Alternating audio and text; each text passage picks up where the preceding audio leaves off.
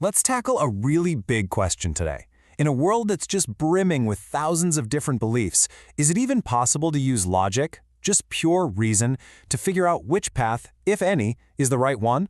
Let's give it a shot. First, just consider the sheer scale of it. There are, right now, over 4,300 distinct religions in the world. I mean, faced with that many choices, where do you even begin? It's honestly kind of overwhelming. So the real question is there a rational way to approach this whole thing? A method that can maybe help us cut through all the noise and find a belief system that actually stands up to logical scrutiny? Well, let's try an approach we'll call the apple basket method. Imagine you have a basket full of apples, but you're not sure if they're all good.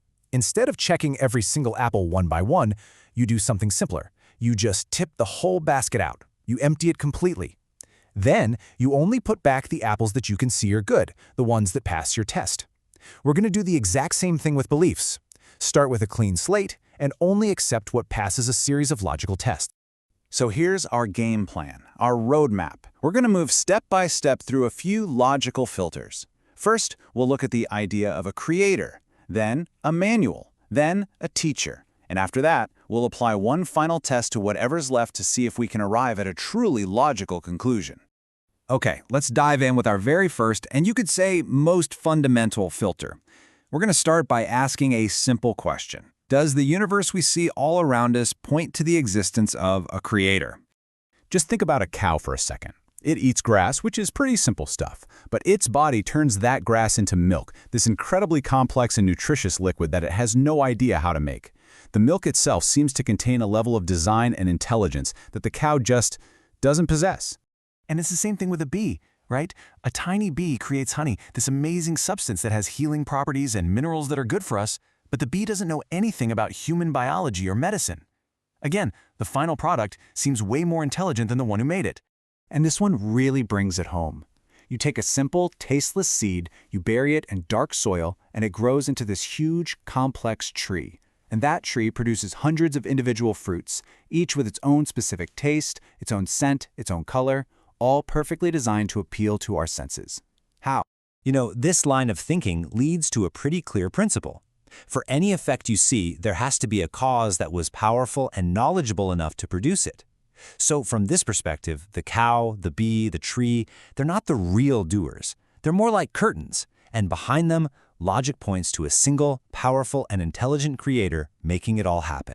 So if we apply this first filter, we're going to keep all the belief systems that acknowledge a singular, active creator.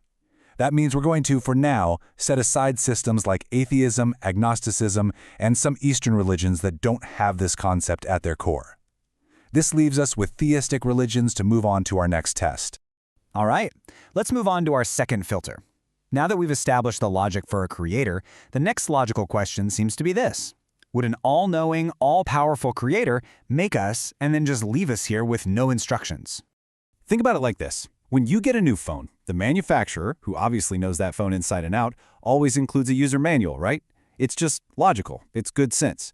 So wouldn't the creator of humanity, who knows us better than anyone, also provide some kind of user manual for how to live a good life? I mean, we are literally built to ask these huge questions.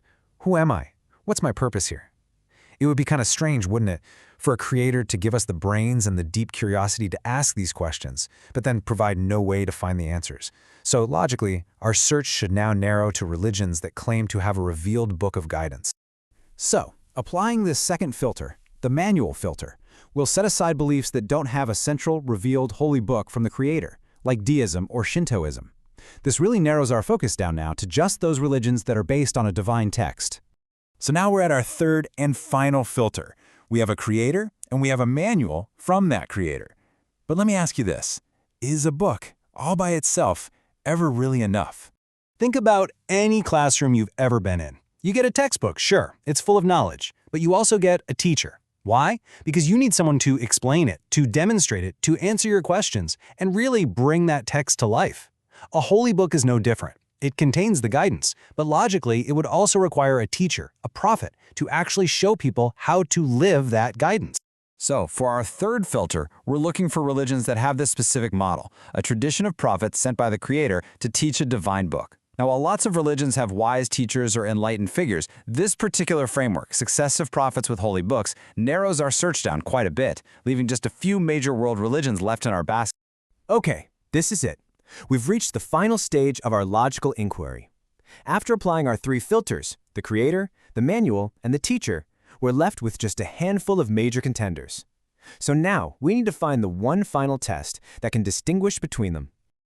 The religions that have successfully passed all three of our logical tests are, as you can see, Judaism, Christianity, and Islam.